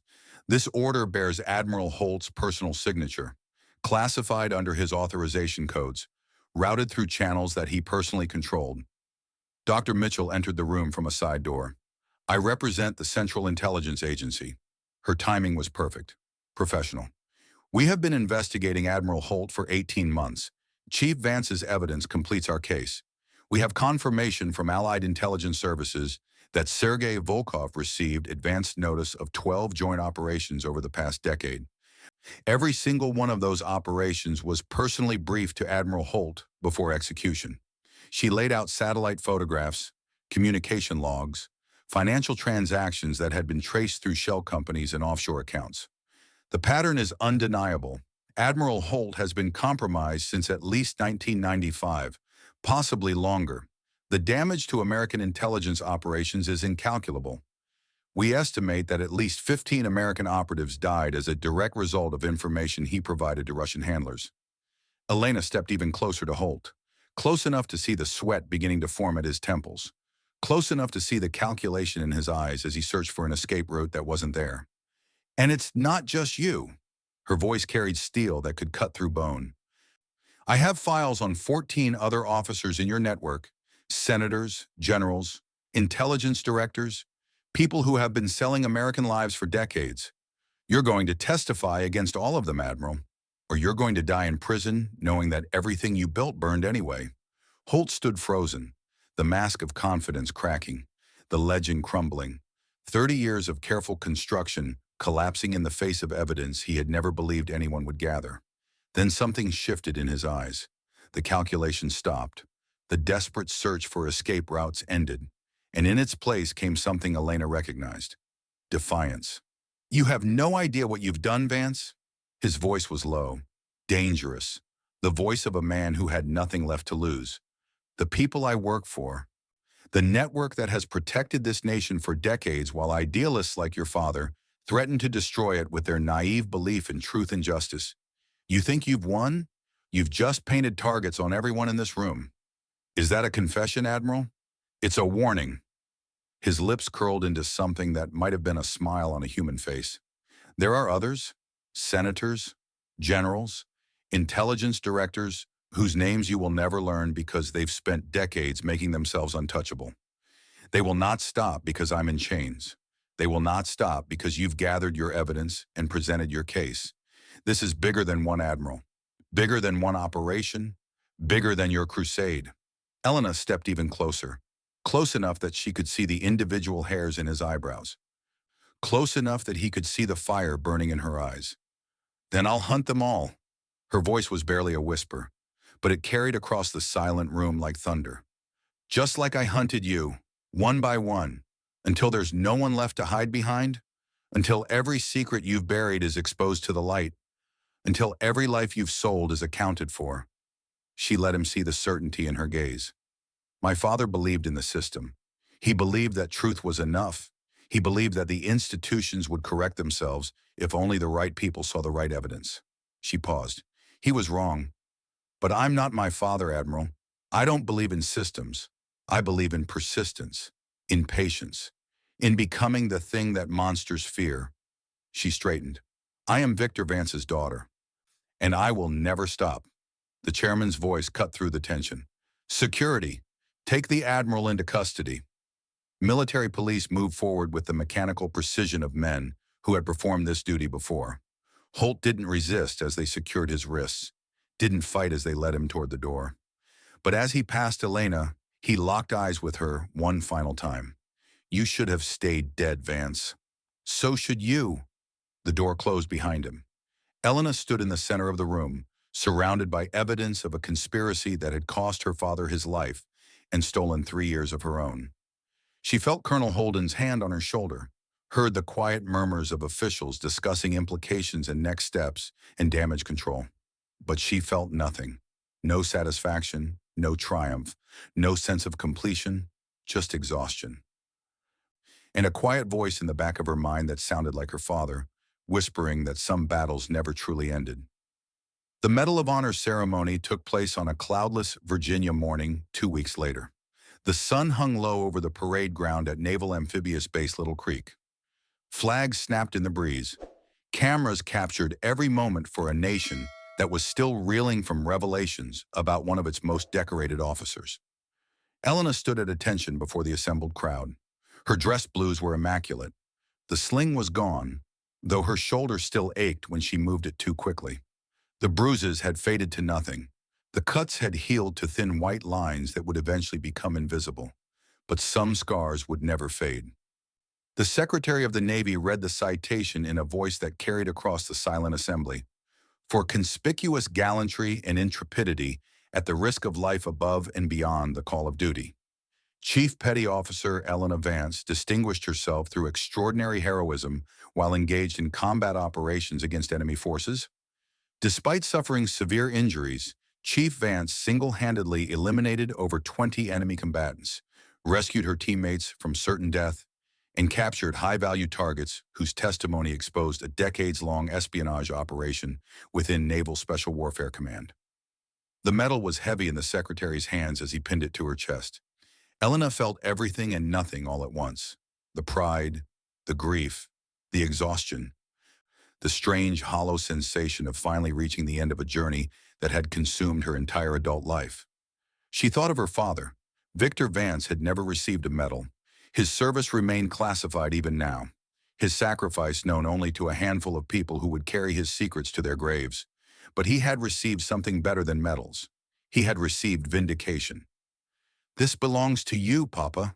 Elena whispered the words too quietly for anyone else to hear. Everything I did for you. Colonel Holden stood beside her, his uniform immaculate, his face carved from stone.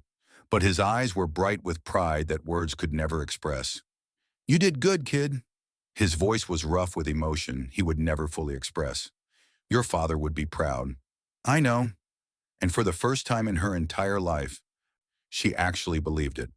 The team gathered at a small restaurant near the base that evening, the same restaurant where they had celebrated promotions and mourned losses and marked the passages of lives spent in service to a country that would never fully understand their sacrifices. Marcus Cole raised his glass. To Phantom, the best teacher I ever had, the scariest woman I've ever met, and the truest friend any of us could ask for. Laughter rippled around the table. Elena shook her head, fighting a smile that threatened to crack her composure. To the team, she raised her own glass. To the men who held the line when everything went wrong. To the brothers who mourned me, fought for me, and welcomed me back from the dead without question or hesitation. They drank. Preston Shaw leaned forward with an expression that suggested he was about to ask a question he had been holding for weeks. Phantom, now that you're officially undead and decorated, what's next? Retirement? Book deal? Speaking circuit? Elena considered the question. For 3 years, she had lived with a singular purpose. Hunt Volkov, expose Holt, avenge her father. Now that purpose had been fulfilled, and the future stretched before her like an uncharted ocean. I was thinking that I might take some time off. Her voice was slow, thoughtful, the voice of someone learning to imagine a life beyond vengeance. Learn how to be a person again. Figure out what Elena Vance wants when she's not being a ghost. And after that, she looked around the table at the men who had become her brothers, who had mourned her, fought for her, welcomed her back without question. After that, I was hoping there might be a spot on the team for a washed-up sniper with trust issues and a bad attitude. Marcus laughed. I think we can find room. The evening stretched on. Stories were shared. Memories were excavated. The particular bond of people who had faced death together and emerged stronger was reinforced with every joke and every toast. But eventually the celebration wound down. The others drifted away to homes and families and lives that continued despite everything that had happened. Elena found herself alone with Colonel Holden on the restaurant's small patio. The Virginia night was warm. Stars glittered overhead like diamonds scattered across black velvet. There's something I never told you. Holden's voice was quiet, heavy with weight that he had been carrying for over 2 decades. About the night your father died. Elena turned to face him. I was supposed to be there.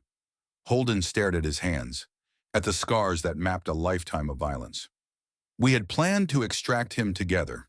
I was going to cover his movement while he crossed the border with the evidence. But my bird was delayed. Mechanical failure. By the time I reached the rendezvous point, it was over. Volkov had already... He couldn't finish the sentence. I held him while he died, Elena. Holden's voice cracked.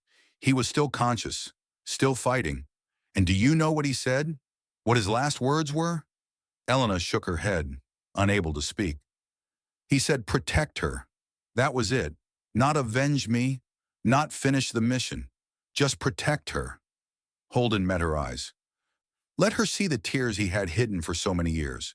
So that's what I did. I raised you, trained you, turned you into the weapon he knew you would need to become. But I also tried to protect you, to give you a childhood, to show you that life could be more than vengeance and violence. He reached out, took her hand. I failed him, Elena. I wasn't there when he needed me. I let his killer escape. I let the men who ordered his death walk free for all these years. His grip tightened. But I kept my promise. I protected you, and you finished what he started. Elena squeezed his hand back. You didn't fail him, Colonel. You gave me everything I needed. The training, the skills, the belief that what we were doing mattered. She paused. You gave me a father when mine was taken away. You gave me a family when mine was destroyed. And you gave me purpose when I had nothing else to live for. She met his eyes. My father died knowing that I would be protected, that someone he trusted would raise me and prepare me. He died knowing that his sacrifice wasn't meaningless, that the truth would eventually surface, just like he said it would. Holden stared at her for a long moment. Then slowly he nodded. He would be proud of you, Elena. Prouder than any father has ever been of any daughter. I know. She squeezed his hand one final time. Because I learned what pride looks like from you. 3 days later, Elena stood before her father's grave in Arlington National Cemetery. The morning was quiet, peaceful. The kind of morning that made it easy to forget that the world beyond these gates was full of violence and betrayal and secrets that destroyed lives. The headstone was simple, white marble, one among thousands. The inscription had been updated since her last visit years ago. Victor Vance, beloved father, faithful servant, hero. The last word was new, added after the tribunal's verdict. After the classified files were updated to reflect the truth about Operation North Star. After decades of lies were finally replaced with the reality that Victor Vance had died serving his country rather than betraying it. Elena knelt before the stone, placed her Medal of Honor against the cool marble. Beside it, she placed her father's crucifix, the only thing she had carried through 3 years of darkness, the only physical connection to a man she had never really known. I kept my promise, Papa.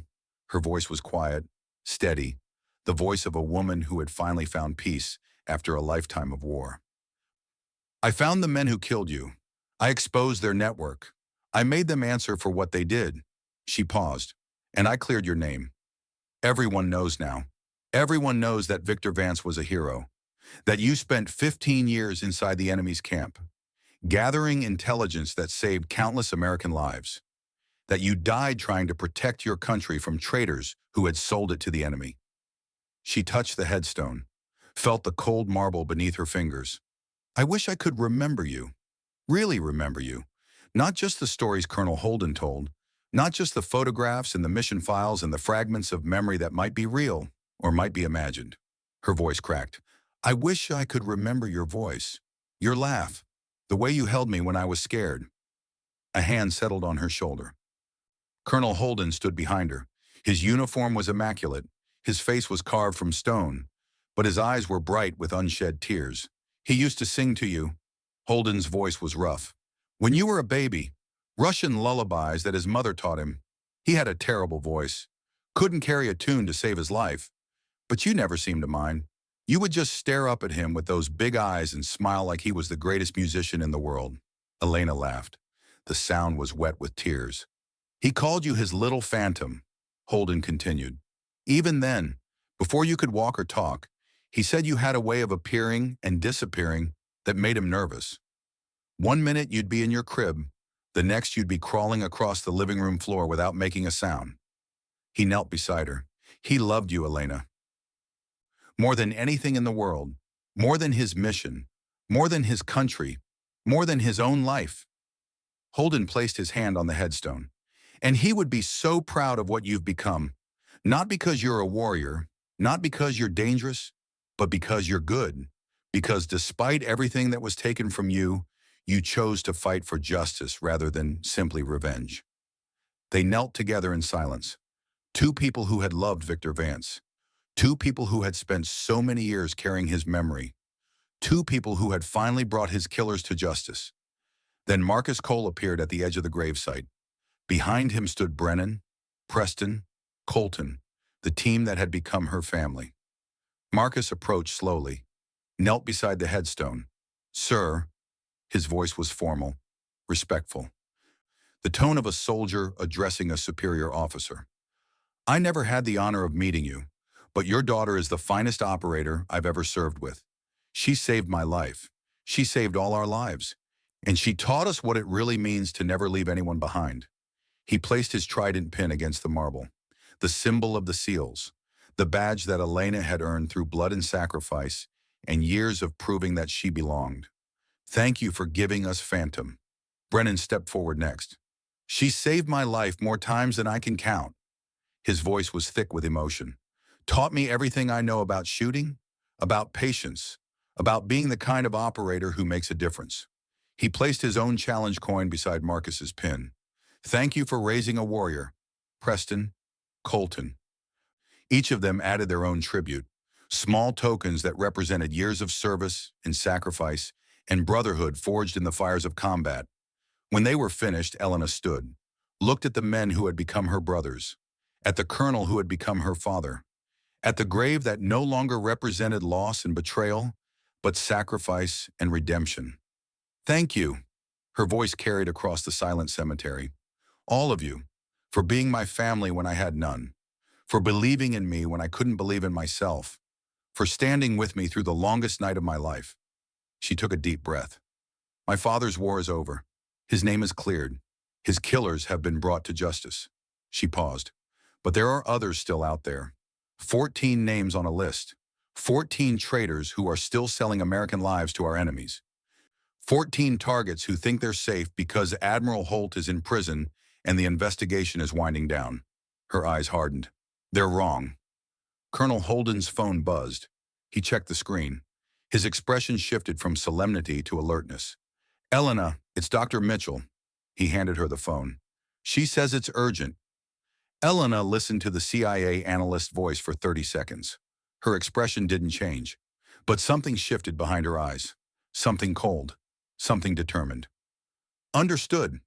She ended the call, handed the phone back to Holden. What is it? 3 of the 14 targets on my list have disappeared, gone dark in the last 48 hours.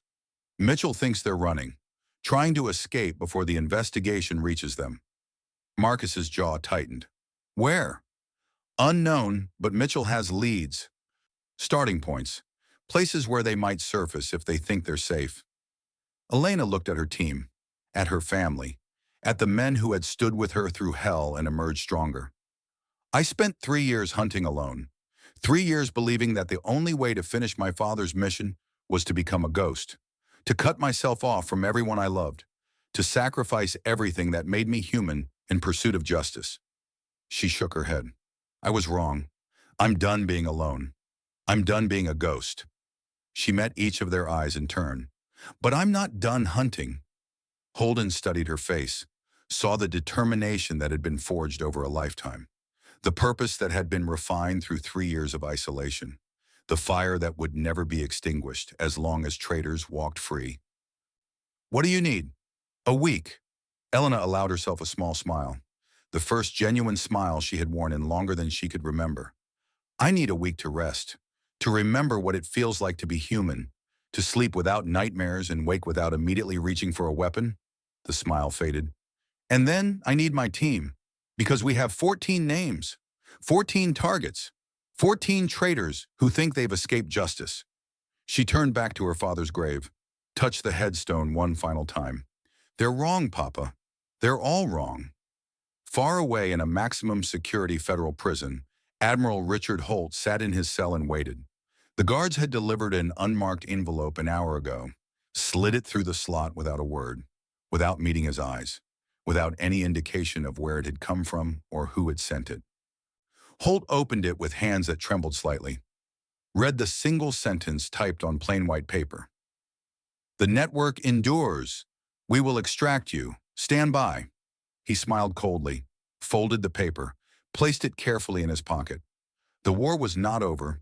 It was only just beginning. But somewhere in Virginia, walking away from a cemetery with her brothers beside her, Elena Vance felt the weight lift from her shoulders for the first time in her entire life. Let them come. Let them run. Let them hide in whatever shadows they thought would protect them. She would find them. She would expose them. She would hunt them until there was no one left to hunt. Because she was Victor Vance's daughter, and phantoms never truly died. The end.